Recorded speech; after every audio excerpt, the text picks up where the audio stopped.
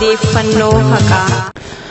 Jira jirtuu kabajamtoota daawwattoota BBS irraa keessummaa tokko qabadhee dhiyaadheetiin jira. Keessummaan kiyyaas artistii Qalbeessaa Muhammadi. Qalbeessaa Muhammad artistoota yeroo ammaa gara artii dhufaa jiran keessaa tokko. Maal keessa akka jiru qabsoo bilisummaa Oromoo keessattis shoora inni taphachaa jiru maal akka fakkaatu waliin kan laallutaa hanga xumura sagantaa keenyatti nu faana turan afirraa keenya. Tole Qalbeessaa Muhammad yaamicha keenya kabajjee nuuf argamuu keeti maqaa daawwattoota BBS nuuf fadhu siin jaa. Tole hayyee galatoomi Munawwar isinis baga nagaan nu eedanii sagantaa kana qopheessitanii isin warri BBS asitti yaada keenyaas nurraa fuudhaa yaada hawaasa Oromoo bal'aas fuudhaa qabsoo bilisummaa Oromootiif sagalee ta'uu keessaniif galatoomaa isiniin jechuun barbaada. Mee galatoomi artistii Qalbeessaa Muhammad gaa artistiidha aktivistisii mee dhiyeenya kana gaa sirba baasaa jirta artiin Oromoof maali yoomi kan dabalamte gara artitti? Gaaffii bareedaadha miidiyaalee adda addaa irratti wanni kun na gaafatamu. Gama artiitti kan hin dabalame yeroo dhiyoos gartee akka hawaasni na hubatutti yeroo dhiyoo haa ta'u maleessa ani ergaan artiin kun waan wajjin uumamanii keessoo kee waan jiraatudha. Ijoollummaa kiyyarraa kaasee sirboota ofiin sirbamu uumamuma kiyyaan sirbuun qabaa sirboota sanii sirbaa ture. Garuu akka tasaa ta'e bara kana keessa waraanni bilisummaa Oromoo mootummaan Abbaa Irree kan amma jiru kun shiftaadha jee maqaa adda addaatti maxxansuudhaan ni balleessina jedhanii hawaasa nagaa ajjeesuu fi waraana bilisummaa Oromoo dhabamsiifnee irra jedhanii ibsa adda addaa baasuun hogganoota isaanii fa'aa ajjeefnee shiftaan bade jedhanii waan akkasii gaafa isaan haasa'uu eegalan waraanni bilisummaa Oromoo tarkaanfii fudhachiisee jiraatu isaa waan hawaasni argaa jiru anis akka nam tokkotti argaa waan hin jiruuf namoonni waan kanaan sobaban yoo jiraate bifa aartii kanaan uummanni kiyya dhaga'uu qaba waan ja'uun waboo manni gaara waan ja'uun gama aartiitti dabalame waboo san akka uummanni hubatuuf gara muuziqaatti makamuu danda'e. Ijoollummaarraa fedhii artii qabaachuudhaa fi booda kana ammoo artii ta'e qabsoo keessatti mul'ifachuudhaaf tattaaffin ati goote gaa hedduu guddaadha. Saniin illee sirbi ati jalqabattiin eegalte sirba jaalalaa osoo hin ta'initti sirba qabsooti waboo manni gaara jaa. Waboo manni gaara jechuun maaliif filattame? Galatoomi waboo manni gaaraa kun akkaataa itti filame qaba. Munawwar yeroo sani waraanni bilisummaa Oromoo badeera shiftaan kan jedhu maqaa shaneen jedhu kanaan uummata nagaa goolaa waan tureef mootummaan Abbaa Irree kan amma sirni nafxanyaa badhaadhina yookaan PPF'n jedhu kun balleessineerra jedhanii tarkaanfiilee adda addaa fudhanne jedhanii nama nagaa ajjeesanii waraana bilisummaa Oromoo ajjeefne waan jedhu irra deddeebi'anii waan dubbatanii fi waan tokkotu ture bakka adda addaatti ni kaasa. Yeroo waraanni bilisummaa Oromoo balleessineerra jedhan san keessatti waraanni bilisummaa Oromoo lijuu poolisii humna addaa waraana PP kan sirna kanaan hoogganamu harkaan qabee viidiyoo yeroo duraatiif kan irraa waraabeedha. Waan san yeroon argu walaloon barreesseetu ture. Waboo abdii sabaa loltuu bilisummaa jeetiin barreesse abdiin biyyaa suma jeetiin barreesse waan san ergaan akkasi barreesse booda ummanni keenya hubachuu qaba. Waboon eessa akka jiru waboon eessa akka mana godhatee galu jiru eenyuuf akka waboon qabsoorra jiru hubachuudhaaf dargaggoota keenyaafis akeekee gaarri Oromoon qabu bosonni Oromoo waraana bilisummaa Oromootiin dhuunfatamee akka jiru akeekuudhaaf waboo manni gaara jee itti himuu danda'e.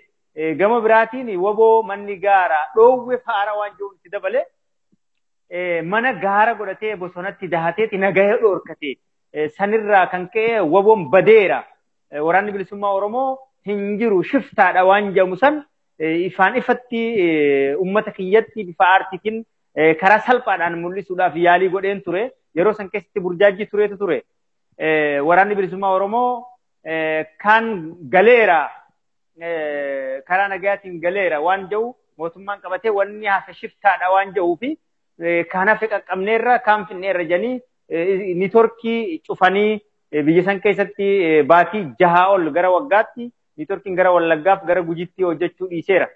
Yeroo san keessatti garuu waraanni bilisummaa Oromoo manaa fi jireenya isaa bosona godhatee firii mukaa nyaatee qabsoo hamaa hadhaawaa sirna nafxanyaa kan warra olaantummaa saba tokkootii fi eenyummaa fi aadaa saba tokkoo leellisu kana biyya isaatii fi uummata isaatirraa qolachaa waan tureef anis akka saba cunqurfamaa goolamaa jiru biyya isaa saamamaa jiru eenyummaa isaa dhabaa jiru tokkotti quuqamni keessoo kiyyatti akkaan dhagaamuu fi hadooddiin natti dhagaamee fi uummata kiyya shaneedha jechuudhaan uummata kiyya qulqulluu sirni kun waraana isaa kan gara jabeenyaan uummata qulqulluu sivilii ajjechaa jumlaa fi gudeeddaa hamtuu daa'ima waggaa 5 daa'ima waggaa 8 miila irraa ciruu isaa gara Wallaggatti yoo yaadattan daa'imni abbaa kiyyanarraan ajjeesinaa jennaan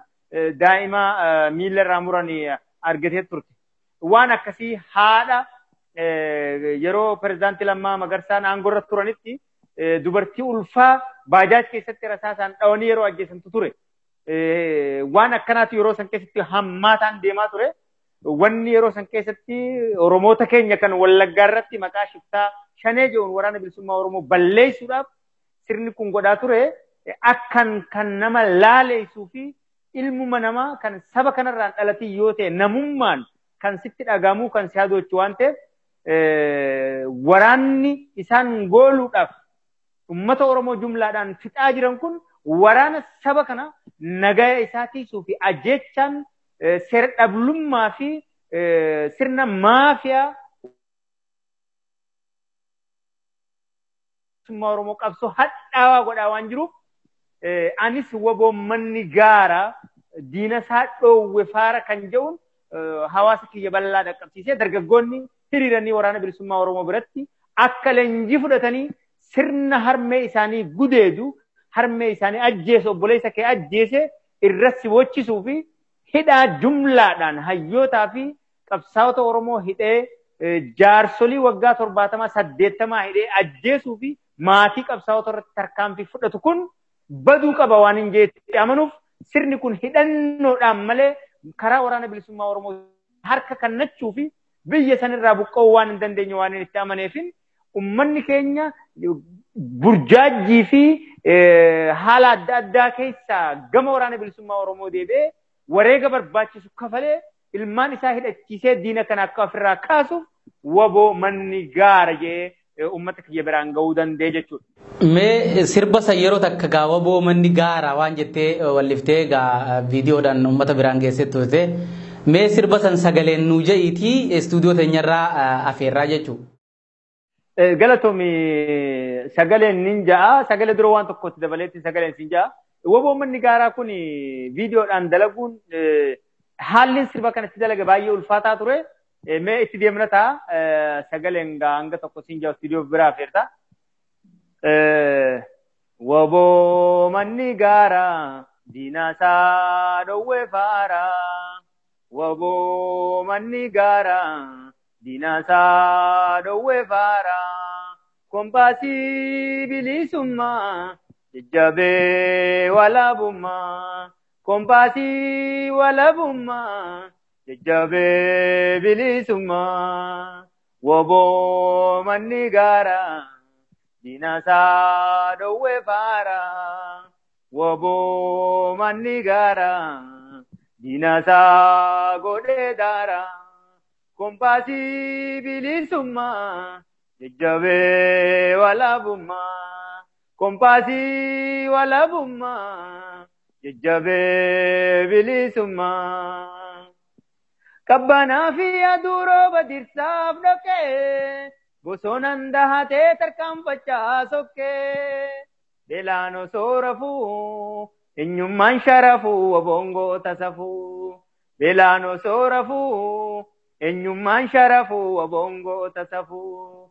ejjennoo tokkichaan warri manaa bahe tumsaa dhabaaf malee silaa eessa gahe takkittii uffataa takkittii dubbataa gaachanni ummataa takkittii uffataa takkittii dubbataa gaachanni ummataa xiyya turree haqaa irree qabsaa'otaa waraana isaa tumsuu sabni maa hollata diinagdeetti baasaa bitaa fi rasaasaa waboonni dhukaasaa diinagdeetti baasaa bitaa fi rasaasaa waboonni dhukaasaa hin dadhabuu namuu jiruu mataa isaa waraanni jajjabeenuuf jecha daaddisa mindaanuun gaafatu kanaqaaf dhaabbatu waboon haa jiraatu mindaanuun gaafatu kanaqaaf dhaabbatu waboon haa jiraatu ati goota wabo ati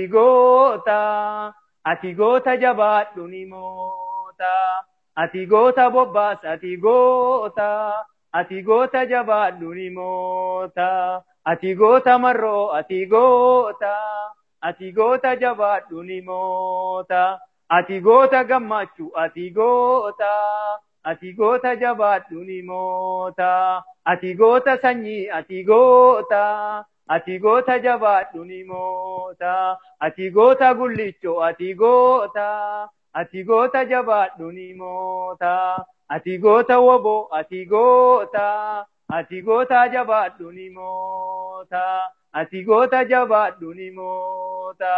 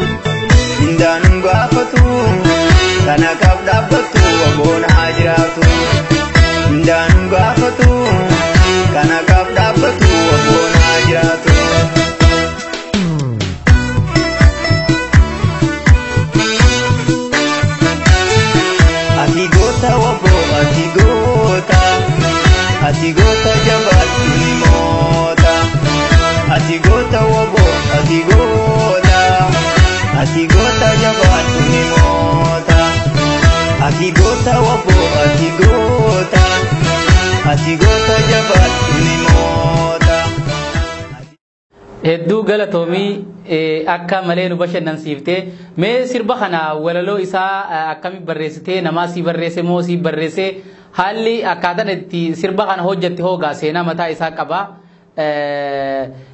mee akkamitti sirba kana hojjettee walaloo akkami barreessite? Sirba kana walaloo isaa waboo abdii sabaa loltuu bilisummaa jeetiin barreesse abdiin biyyaa suma waan ja'uun barreesse gaafan barreessu wallisaa tokkoon mari'adhe maqaa isaa dha'uun barbaadu akkasitti na gargaaree waliin sirba kana xumurree bifa kanaan akka inni uummata bira ga'u goone. Artistoonni biyya keessa jiran malee biyya keessa hin jirre sirba hojjechuun itti ulfaataa. Atillee kan quba qabutti nama biyya keessa jiru miti nama biyya biraa jiru. Haala jirtu keessatti bakka biyya ati jirtu san keessatti haala hojiitii fi artii wajji oofuudhaan wajji akkamitti dandeessetti sirba kana hojjechuu ka dandeesse? Sirba kana hojjechuun dirqama waan natti ta'eef malee haalli naa mijaa'eetii miti. Baay'ee ulfaataadha. Biyya ormaa keessa ta'anii sirba hojjechuun baay'ee ulfaataadha. Aarsaa baay'ee si kafalchiisa. Biyya keessa yoo jiraattee hojjettee akkaataa itti barbaaddu sanitti bifa miidhagaa ta'een uummata bira si ga'uu danda'a. Tokko akkaataa itti barbaaddutti hojjechuudhaaf haalli mijataan ta'u. Kunis baay'ee aarsaa na kafalchiise. Haa ta'u garuu sabni kiyya cunqurfamaan gaafa waraanni isaa shiftaa jaamee maqaan itti moggaafamuu fi gaafa waraanni kun waraana uummata kana akka hin ta'initti waraana uummata kanaaf qabsaa'ee akka waan inni uummata kana miidhutti diinni miidiyaa qabuun olola hamaa fi kaadiroota isaa bobbaasanii shanee jechuudhaan hawaasa nagaa tarkaanfii irra fudhatanii mataa ofiitiif shaneetu kana godhe jechuun deddeebi'ee hawaasa keessatti sirni kun babal'isee dubbachuu eegalu keessi koo rafuu waan dadhabeef sirba kana akkaan sirbuuf walaloo baay'ee bal'oo taateef dheertuu taate barreessee feesbuuk irrattis gaba fiibii kiyyaatiin maxxanseen ture. Sanirra dhaabbadhee ammas gama sirbaatti jijjiiramuu qaba jee walaloo dheeraa tokko kan barreesse walaloo kun sirbatti jijjiiramuu qaba jee ummata kiyya bira gahuu qaba. Bifa kanaan ummanni akka dhaga'utti bifa sirbaatiin bira gahee ummanni kun dhaggeeffatee dhugaa waraanni bilisummaa Oromoo kana kaadirootaa fi jala deemtota sirna nafxanyaa akka harreetti fe'atanii ummatatti bobbaasanii ittiin soban kana dhugaan isaa kana akka ta'etti agarsiisuuf waan kana haalli keessa jirus hamaa ta'ee dadhabbii aarsaa jabaas na kafalchiisu gabrummaa ummanni kiyya jala jiruu fi miidhaan ummanni kiyya guyyaa guyyaan miidhamu kanin an dadhabeen waan waliin madaalleef humaan ittiin fakkaatu akkuma nama dirqama tokko beettiin iflaala jechuu barbaadeeti. Mee sirba kana malees gaa ati waliigala sirba meeqa hojjettee dhiyeenya kana sirba biraa tokkollee YouTube irra gadhiiftee turte. Mee seenaan sirba sanii seenaa goototaati kan ati walliftee. Mee seenaa sirba sanii xiqqoo nuu himi. Galatoomi baay'ee sirba kana waan hin hojjedheef hin qaba. Sirba kuni yaadannuu jaallan kufanii jaa. Sirba kuni akkaanan barbaadettis manni muuziqaa gaa irraa fagaannee waan jiruuf hojjechuu baadhu fedhiin kiyyaa fi akeekni kiyya suni naaf hojjetameera. Guyyaa kabaja gootota ebela 15 irrattiin hojjedhe. Garuu sirbichi yeroo dheeraa kan hin sirbaa turedha keessatti. Qabsaa'ota baay'eetu irraanfatame. Gootota irraanfatamuu hin qabne kan Oromoon bara baraan yaadatamuu qabu kan uummata kanaaf aarsaa baay'ee kafalaniitu ture. Kan maqaan isaanii kaane warra aarsaan isaan uummata kanaaf tan qabsaa'onni hundi wal qixallee ta'u wareegamni isaanii walirra haala hamaadhaan kan wareegamaniitu jira. Sanyaa Oromoo cabsuu akka goota mucee Aamman Mucee faa yaadadheetiin barreesse. Mucee Aamman Mucee akkaataan inni itti ajjeefame mormaa gad awwaalamee faradoo yookaan fardatti gulufsiisaniiti kan mataa isaa babbasheessanii ajjeesan. Waan uummata isaa dabarsee kan nu didee fi falmatee haqa isaa irratti Oromiyaa dabarsee diinaaf hin kennu waan jeef kana godhame namni kun mormaa gadi isa awwaalame sibaaf naa nu gabbarii nuuf gartee gabroomii uummata kee akka nu gabbaran godhii jennaan godhuus didee meega jedhii simaa jee kan lubbuu wareega isaa kafaluuf deemu gurra isaa ciniinee irraa kutee dhiiga isaa tufe maqaan baduu manna mataan baduu wayyaa waan jedhu dhaammate. Kana jechuun maal jechuu? Ummata kiyya osoo lubbuun jiru dabarsee gabra godhee jiraachisuu biyya kiyya irratti eenyummaa kiyya dabarsee kan nurra maqaan baduu mataan baduu wayya jee wareega hangas gawsan kafalee nama lubbuun qabu nama lubbuun keessa jirtu mudhii gata waalanii fardaan ajjeesaniidha. Kana akka fakkeenyatti siyaakaas malee qabsaa'onni baay'eetu ture. Qabsaa'onni Oromoo kan haala suukanneessaadhaan wareegamanii fi jaallan gartee ummata hawaasa Oromoo qabsoorratti wareegaman gama aartiitii warroota akka Abdii Qophee kan siidaan dhaabbatuuf malee kan akka mucee kan aartii Oromoo kanaaf bu'uuratan walaloon isaan barreessan kan walliftoonni har'aa kun ittiin hafuuratanii har'a dubbachaa jiran kan aartiin ummata Oromoo kun akka jiraatuuf sababataan warroota akkanaa kun wareegamanii yaadatamuu dhabu maatiin isaanii yaadatamanii rakkoo keessa jiraachuu yeroon arku baay'ee gaddee maatiin qabsaa'otaa irraanfatamuu fi wanni kanaa kun baay'atee fakkeenyoo fuune barootuma qabsoon addi bilisummaa Oromoo hidhannoodhaan elemoo qilxuufaan carcarooneetuu kana seenanii waboon achitti dhukaase eegalee Oromiyaa labsu hundee bareedaan kan Naalibirraan jee sirbuun hundee ammaxaqii akkaataan ajjechaa isaa haala suukanneessaa kan ture. Ajjeesanii lafarra shorroksaa makiinaan abbaa isaatti kan geessan yaadachuun barbaachisaadha. Abbaan isaa garuu gaafa ilma isaa akkasitti ajjeesan dhiigni isaa lafa tuqee miti waan jedhu uummata gaafatee dhiigni isaa lafa tuqee jennaan ni margaa waan jedhu dubbataniitu turan. Kana jechuun maali?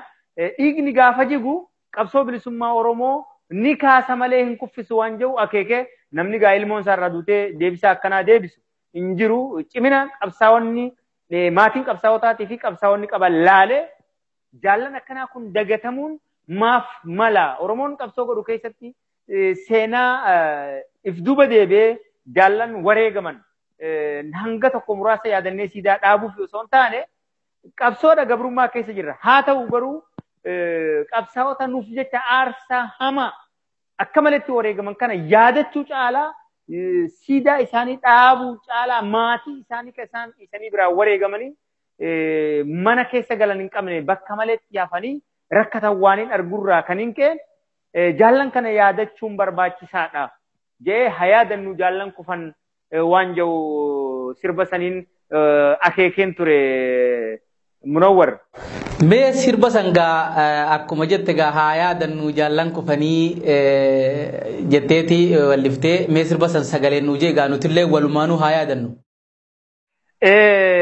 Yaadachuun dirqama keenya hawaasni Oromoo yaadachuu qabaa. Sirbi suni guyyaa gootota ebela 15 jaallan wareegaman kan aarsaa nuuf jecha Shinniggatti bakka tokkotti wareegaman guyyaa isaatiin wajjin ganiin gadhiiseen ture. Walumaa galatti qabsaa'ota Oromoo guutuu daa'imman kichuu wareegaman qabsoo kanaaf aarsaa kafalan yaadachuun barbaachisaa waan ta'eef gabaabseetumaan xiqqoo irraa sijaa yaadannu jaallan kufanii bilisummaaf jaallan dhumanii yaadannu jaallan kufanii bilisummaaf jaallan dhumanii bilisummaaf jaallan dhumanii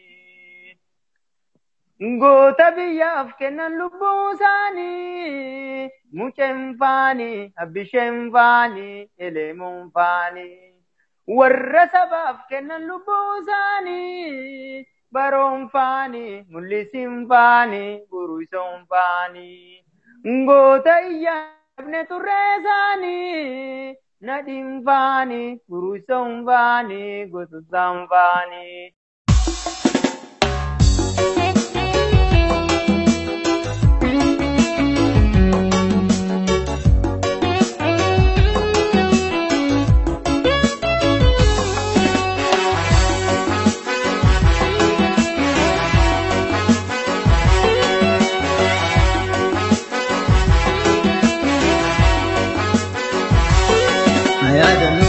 Jaallan kufanii bilisumaaf jaallan dhumanii ayaadannu jaallan kufanii bilisumaaf jaallan dhumanii ayaadannu jaallan kufanii bilisumaaf jaallan dhumanii ayaadanu jaallan kufanii bilisummaa jaallan dhumanii ayaadanu jaallan kufanii bilisummaa jaallan dhumanii ayaadanu jaallan kufanii bilisummaa jaallan dhumanii bilisummaa jaallan dhumanii.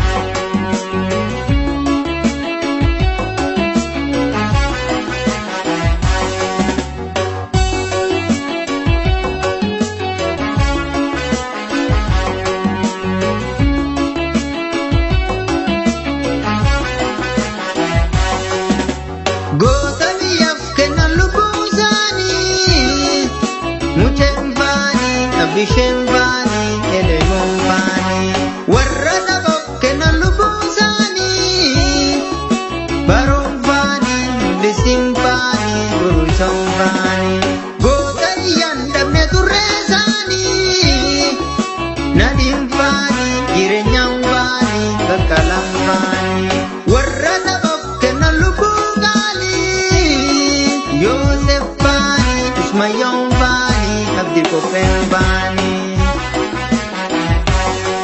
kayo jalan kapso kenya nudaloni galmangenya guma jalan kapso kenya bapachuni wada kenya sida jalan kapso kenya tabunu kiswada kenya dandi jalan kapso kenya ittifufne galmangenya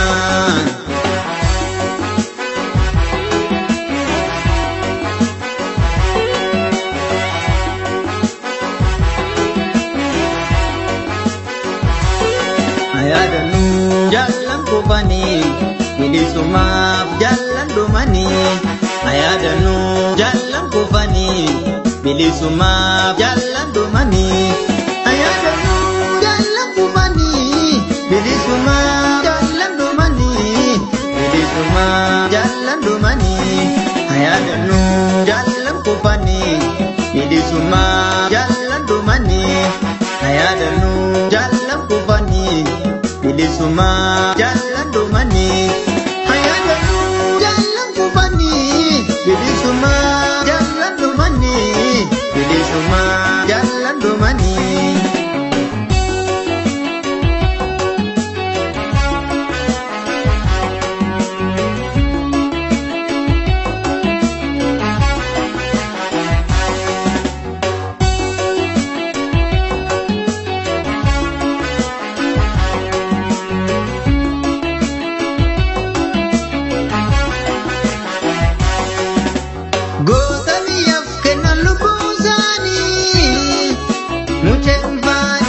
Bishen bani elemon bani warra nabokke na lubusani baron bani lisim bani gurusan bani godariyan damne turresani nadim bani girenyam bani bakalam bani warra nabokke na lubugali Yosef bani Ismayon bani abdi kopen bani kayo jalan kapso kenya nudaloni galmangenya guma jalan kapso kenya bapachuni wada kenya sida jalan kapso kenya tabunu kiswada kenya dandi jalan kapso kenya ittifufne galmangenya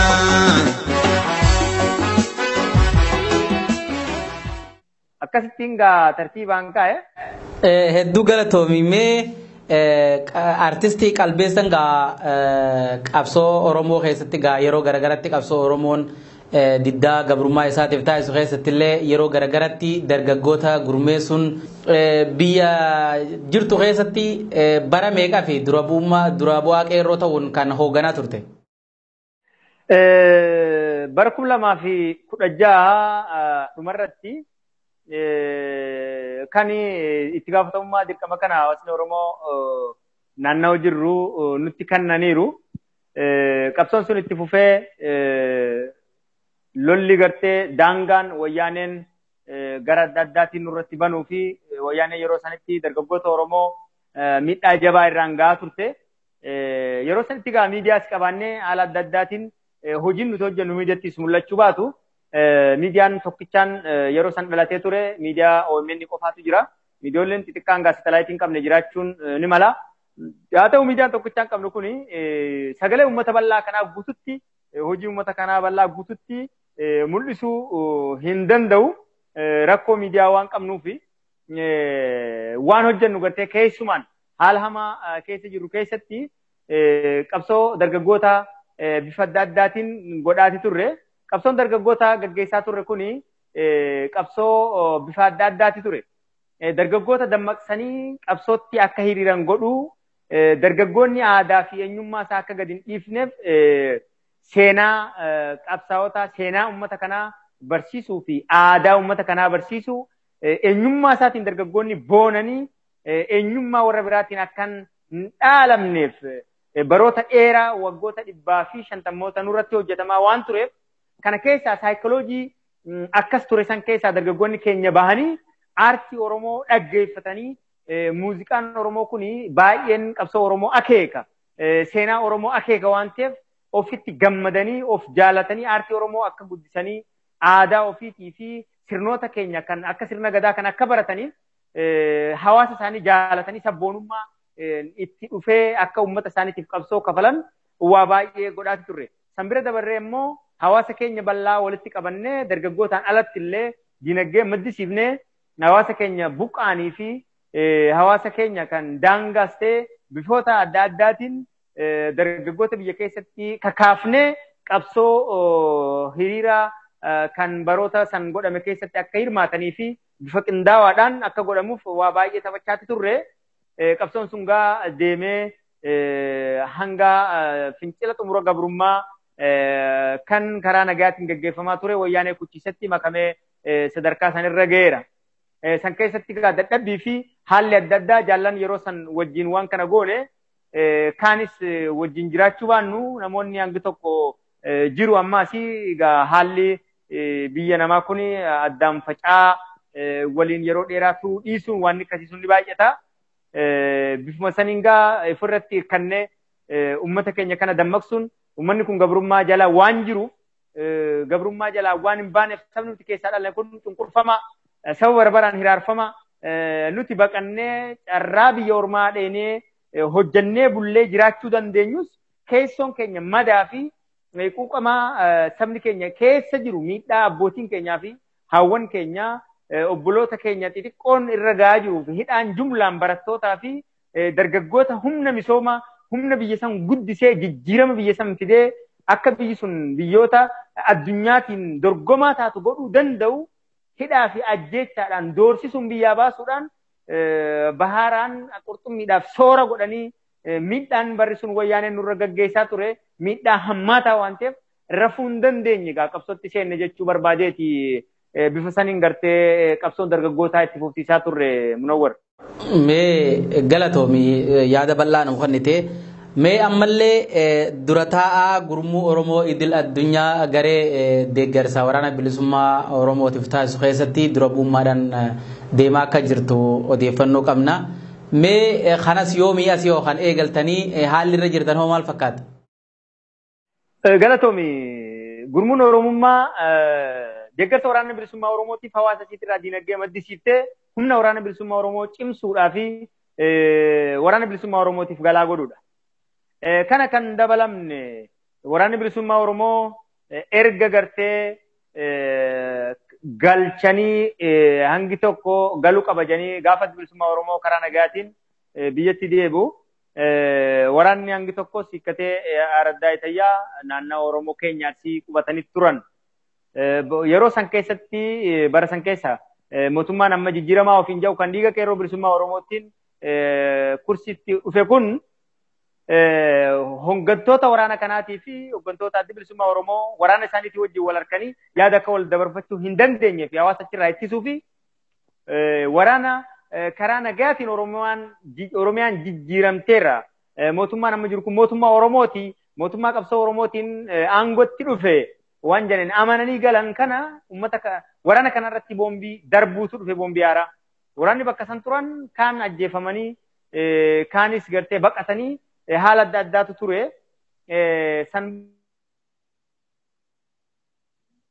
jirus galuu qabu wanni jedhu gara abbootii gadaatii fi gara hayyoota Oromootiin taasifameen waraanni bilisummaa Oromoo murni tokko galanii gaafa kan summii nyaachisanii hoggana waraana san qabatee gale akka diinaraas ajjechaa suukanneessaa ilma namaa irratti hin godhamne cicciranii qaamasaa nama karaa nagaatiin waraana 800 qabatee dhufe haala ilmi namaa itti naman ajjeefneen nama karaa nagaatiin yaamame lubbuun isaa wareega kafalame eenyu akka ajjeese hanga ammatti mootummaan kun ofii ajjeese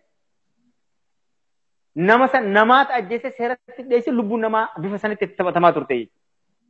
Kanaan alatti hawaasni Oromoo kan guyyarraa du'aa jiru caalatti kun godhamaa gaafa turu hogganni adda bilisummaa Oromoo Hayyuu Duree Abaa'oo Jaal Daawud Ibsaa waraana kana yeroo san abbootii gadaatiif uummata Oromootti laadheera waan jedhu walgahii yeroo san ture irratti waan jedhee tureef erga mootummaan sirni kun waraana galees kana godhee uummata keenyaas kana godhaa jiru sirna warra kalee kan harmaa fi harka Oromoo mure kan uummata Oromoo jumlaadhaan duguggaa sanyii irratti raawwataa ture siidaa isaa of cinaatti siidaa Minilik dhaabuuf Haile Sillaasee dhaadhee isu sirna kan nurratti faarsuu eegalee waraanni kun jiraachuu qaba waraanni bilisummaa Oromoo falmatee diina kan nurraa kaasu malee falli hin jiru diina kalee qawween cabsine moo'annee adabachiifnee biyya keenya keessatti injifanneetu lafaan nutti ka'e waan jennee hubanneef waraanni bilisummaa Oromoo gaara keessa jiru kan uummatatti kenname san nuti uummata sanirraa tokko waan jedhuun gurmuun Oromummaa idil addunyaa if hundeessee of ijaaree caasaa isaa diriirfatee hawaasa isaatirraa diinagdee maddisiisee waraana bilisummaa Oromoo kallattiidhaan diinagdee isaa gaafa waraanni bilisummaa Oromoo haajame isa gaafatetti dhaqqabsiisaa jiraas haalli amma keessa jirus bifuma jalqaba yeroo duraa eegalleen diinagdee waraana bilisummaa Oromoo maddisiisuudhaaf halkanii guyyaa dhamaanee hawaasa keenya of jala hiriirsinee fuula duraafis hojjechuuf hanga bilisummaan Oromoo mirkanaa'utti sochiin keenya kafiduman deebine ta'u ummata keenya yeroon irra deebine barsiisaas waamichaas godhaa fi hojjechaa jirra jechuu barbaadeeti jaala kiyya. Hedduu galatoomimee uummanni Oromoo addi bilisummaa Oromoodhaa kan waraana bilisummaa Oromoo jalatti hoogganaa ture baroota dukkanaa san keessaa loluu qofa osoo hin taane uummata ofii dammeessuu irratti shoora guddaa kan taphatanii hanga qubee uummata barsiisuu irratti fi wal barsiisuu irratti sadarkaa hedduurra turanii as garagalii uummanni keenya kun yeroo of hin beeknetti barsiisaa warra ture yeroo ammaatis uummata kanaaf tola du'aa waan jiraniif uummanni keenya kan biyya keessas ta'ee kan biyyoota alaa deeggarsa kana irratti dura taa'ummaadhaan waan deemaa jirtuuf gargaarsi uummanni keenya waraana bilisummaa Oromoo waraana isaa bira dhaabbachuudhaaf qabu ka'umsi kan fakkaata. Galatoomi uummanni keenya garuu har'a gaafa sirni kun sirna kaleessaa sirna waggaa 150 duraa ta'uu uummanni Oromoo erga arge booda kallattiidhaan waraana kana bira dhaabbachuuf hamilee fi ciminaan kan agarsiisaa jiru ta'uudha agarra. Akka nuti gurmuu Oromummaa idil addunyaatti hawaasni keenya fedhii fi jaalala isaaniitiin nu barbaadanii nutti kan dhufanidha. Nuti waamicha kan gooneef ni xiqqaata namoota muraasa malee irra baay'een isaanii barbaadanii gurmuu akkanaatu jira.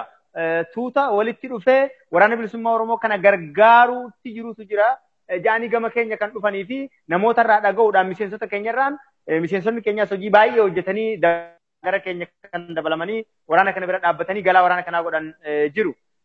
Waraana bilisummaa Oromoo karaa gurmuu Oromummaa qofa osoo hin taane karaan nuti ammoo walii gallee waliin hojjennu kan akka taaks foorsiitu jira. Karaan adda addaas jiraachuu danda'a. Garuu waraanni bilisummaa Oromoo kan isaan jaan karaan ittiin nu gargaartan karaa taaks foorsiiti. Janii dhaammataati turan. Nutis akkasumaan dhaammataa fi ajaja waraanni bilisummaa Oromoo abbaa diinagdee waliigalaa nutti kannaa turanirraa ajaja isaanii fudhannee warra taaks foorsiitii wajjin waliigaluudhaan akkuma gurmuu of danda'a taaks foorsii wajjin hariiroo qabaannee kallattiidhaan bilisummaa Oromoo akka gargaaramuu qabu yeroo baay'ee waan itti amannuuf hawaasa keenyaaf jala hiriirsine akka gurmuu keenyatti haalli amma keessa jiru gaafii keetii hoggaan deebi'u ummanni ammatti waraana bilisummaa Oromoo gargaaruuf fedhii qabaachuu bira kutee carraa sila argate waraana bilisummaa Oromoo ta'uudhaaf fedhiin isaanii kaka'umsa isaanii yeroo baay'ee keessatti agarra.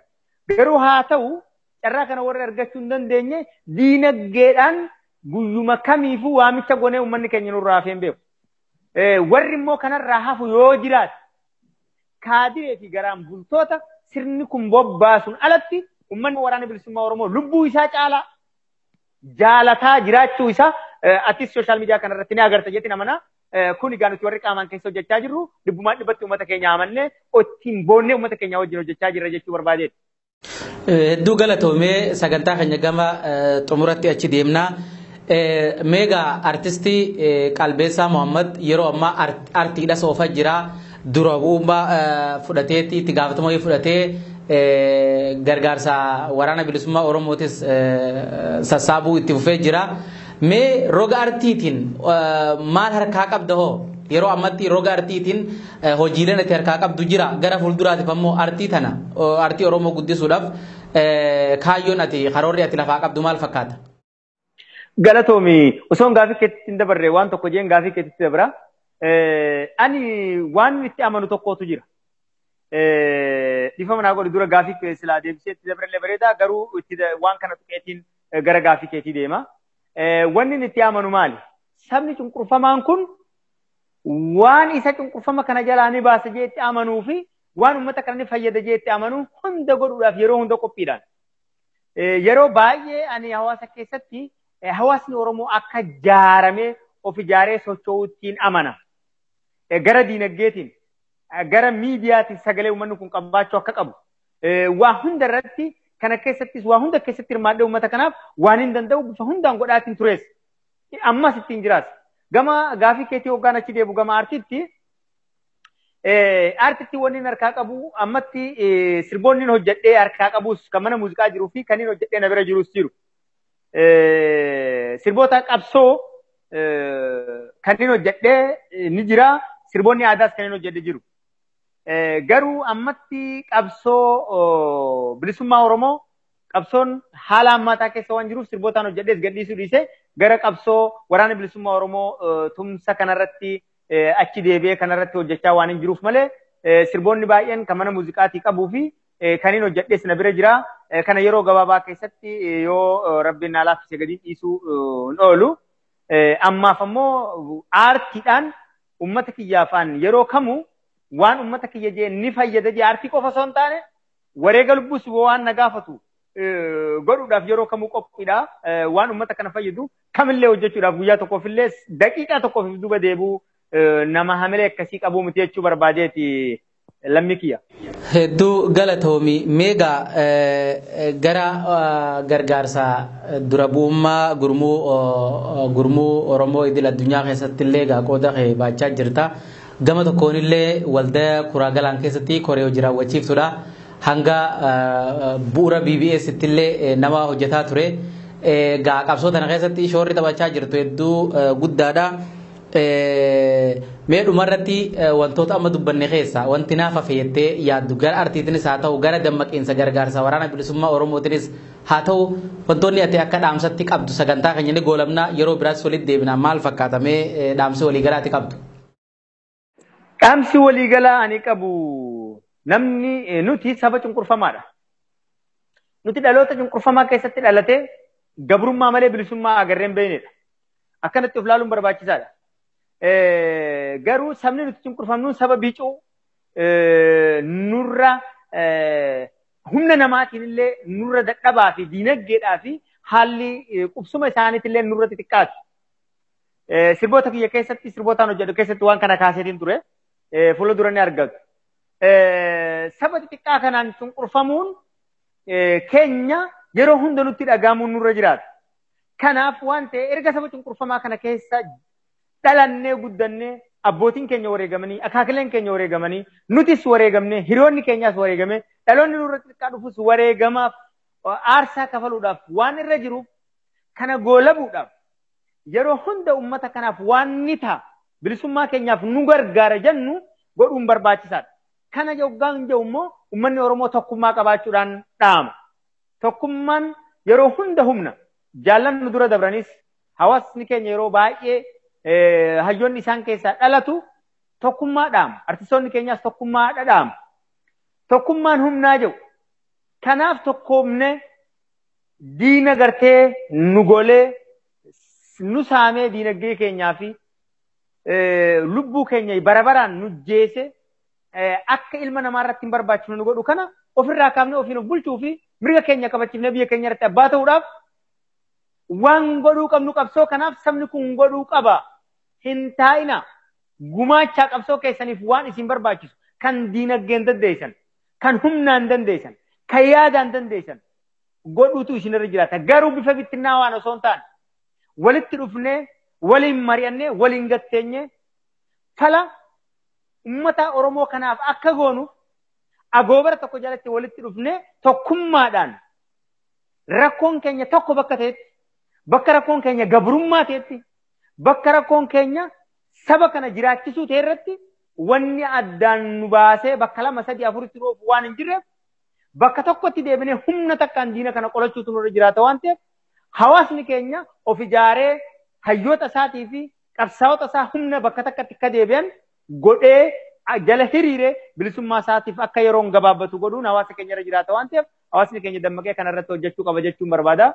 Kanumaan jaa gama aartiitiin ammoo wallistoonni keenya wallisoota ummataa walliftoota sabaa walliftoota biyyaa ta'uutu irra jiraata malee walliftoota dhaabaa walliftoota mootummaa ta'anii hojjechuun irra hin jiraatu. Kanaaf walliftoonni keenya akkuma dur qabsaa'oodha malee wallisaan an akka walliftaa aartii qofatti ilaalu walliftoota Oromoo qabsoo kanaaf bu'urri kaka'umsi dammaqinsi qabsoo Oromoo keessatti qabsoo bilisummaa Oromoo keessatti yoo if duba deebinee kan laallu taate gaafa afaan Oromootiin dubbachuun riidiyoona cabsa jaan baandiin yookaan hawwisoon afran qalloo if hundeessee maqaa kana jalatti dahoo godhatee Oromoonni achi jalatti dhufanii aartiidhaan uummata Oromoo dammaqsanii guyyaa har'a geenye kanaan aartiin qabsoo bilisummaa Oromoo akka ga'e uummanni Oromoo sirriitti hubataa jechuudha. Gaafa afaan Oromoo dubbachuu miti hawaasni Oromoo ani Oromoodhaaf hin jechuu hin dandeenye. Kaan gaallaa ofiin jee, kaan qottuu ofiin jee, kaan maqaa amantii adda addaatiin of waamuu eegale. Aartiin Oromoo ati Oromoodha jechuun sirbeessitti himee qabsaa'ota kana aartii Oromoo keessaa dhalatanii ummata kanaaf bilisummaa akeekanii ummata kana dammaqsanii ummanni kun hidhatee akka lolu godhanii bilisummaa arraan tana nuti barbaannu fi biyya nuti arraan tana kabachiifnu kana aartiin Oromoo akeekaatti ture jechuudha. Kanaaf aartiin Oromoo qabsoo bilisummaa Oromoo keessatti hangafa jennee laaluun dirqama nurra jiraatu jechuudha. Kanaaf nutis dhaloonni amma aartitti makamne walliftoota keenya kan dabran fakkeenya taane isaan caalaa hojjechuutu nurra jiraata maleessa isaanii gad taanee argamuun nurra hin jiraatu. Kaayyoo isaanii galmaan ga'uutu nurra jiraatan jechuun barbaada. Gama aartiitiin kanumaan jaa, gama hawaasaatiin sanumaan jaa. Ammoo gamanumaan gama miidiyaatiin waan tokko dhaammadheen bu'a. Dheereessa illee dhiifama naa godhe. Miidiyaan ummanni Oromoo baroota dheeraa miidiyaa dhabanii sagalee dhabanii ajjechaan jumlaan uummata Oromoo irratti gahu miidhaan uummata Oromootti gahu addunyaa bira gahuu dadhabuudhaan sirnoonni nu cunqursan uummata keenya akka hin taanetti itti taphachuu fi gudeedu mana irratti gubuu fi jumlaan ajjechuu harma muruu fi harka ciruu jumlaadhaan bakka takkatti walitti qabanii bakka takkatti gubanuu ajjeesuu bakkaan itti dhaladhe waan tokko ture maqallee dha'uu baatu maqaa walitti qabanii namoota gara 40 bakka tokkotti maatii tokkorraa namni tokko lama kana feetu ture waan si ajaa'iburraa. Sirni dabre kun kan bifa kanaan nama keenya fixaa turedha. Miidiyaa dhabnee waan akkanatti kana kan naannoo tokkotti ta'e naannoon tokko quban qabu. Kan golee Oromiyaa kutaa biratti ta'e kutaan biraa quban qabu. Miidiyaa dhabuuf gaagamni akkasii ture jechuudha. Qabsoon bakka tokkotti yeroo gaggeeffamu yeroo bakki tokko ka'uudhaa fi dhaga'uuf illee carraa qabaachaan turre. Kanaaf jecha qabsaa'onni akka sagalee miidiyaa ta'u warri akka Dr. Shimaamar Rashaad Abdullee Masritti baroota 50moota keessa biyya amma isin irraa dabarsaa jirtan kana keessatti miidiyaan Oromoo jalqaba kaa'ameetu ture. Itti aansuun Shebbakri Saba Loofaan Somaaliyaattis miidiyaan Oromoo kan achirraa dabarsaa turedha. Oromiyaa keessatti waan riidiyoona cabsuuf dubbatamuun yakka waan ta'eef dubbatamuun Itoophiyummaa sila horka waan ta'eef ummanni qabsaa'onni Oromoo bifa sanitti qabsoo godhaa turan. Har'a ammoo carraa biyyoota adda addaa keessatti miidiyaa dhaabuu dandeenyutti miidiyaan Oromoo kana daran baay'atee hawaasni Oromoos miidiyaa qabu tumsa godhe miidiyaan Oromoo irra guddaan isaa ofirratti hirkannoodhaaf namoota muraasaan gargaaramanii ummata kanaaf sagalee ta'aa jiran. Kun sirrii miti.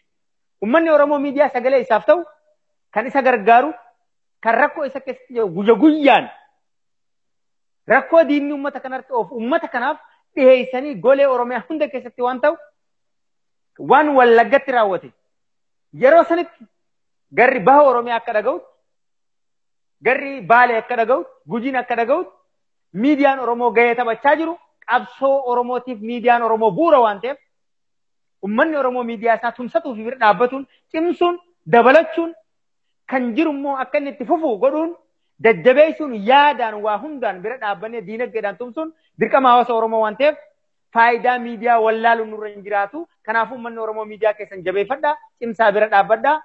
Isinis warri miidiyaa rakkoo ummata Oromoo akkuma hubattanii hayyoota afeertanii rakkoo Oromoo keessa gabbuutanii biyyaa fi keessa gara adda addaatiin qabsaa'ota Oromoo afeertan rakkoo Oromoo kana daran gabbuutanii akka hojjettan akka hawaasni keessanii isin bira dhaabbatu akka gootan kana caalaa jabaatanii akka hojjettan isin jajjabeessee isinitti himuun barbaadu. Haalli isin irra jirtan haala gaarii haalli ummanni Oromoo isin irraa gammadu haala gartee ummanni Oromoo ittiin gammadee miidiyaa qabna jee himatu keessa geenyeera. Kanaaf jabaadhaa cimaatti fufaan jaa ummanni Oromoo akka isin bira dhaabbatu abdiin qaba. Wayyaba sagantaa kana dhiyeessitanii asirratti naaf heeruu keessaniif atis galatoom isin jechuun barbaada Munawwar. Warra BBS hunduma keessanii hundeessitoota miidiyaa kanaatii fi warreen miidiyaa kanarra hojjettan hundi keessanuu galatoomaa ulfaadhaa isin jiraattanii kana gootanii miidiyaa uummata dhaabdanii anis akka nama qaama tokkotti bu'uura miidiyaa kana kaa'e akka uummanni Oromoo sagalee argatuufiin gaafa yaada miidiyaa kanaa jaallan kiyyaa wajjin ta'ee fidu OMN qofti yeroo san ture. OMN qofti hin ga'a miti. Miidiyaan satalaayitiidhaan hojjetu jiraachuu qaba jennee BBS akka dhaabbatu akka kan keenye yeroo san ture jabaadhaa galatoomaa ulfaadhaa itti fufaa kana daran jabaachuu isin irra jiraata isin duuba jirra isin gargaarra waan qabnuun akkuma waraana bilisummaa Oromoo gargaaru isinis gargaara.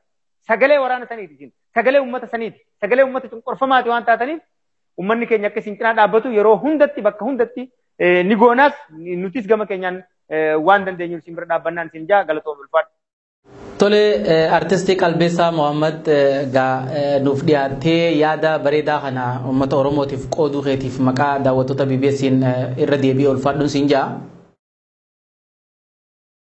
Galatooma ulfaadhatti illee leenca. Tole kabajamtoota daawwattoota BBS turtiin artistii Qalbeessaa Mohammad waliin taasifnee isaan gammaa daawwattan ture. Ankas wajjin ture Munawwar Ahmadii gara ogummaa teeknikaatiin Abdii Jamaaltu nu faana ture. Horaa bulaa nagaan jiraadhaa.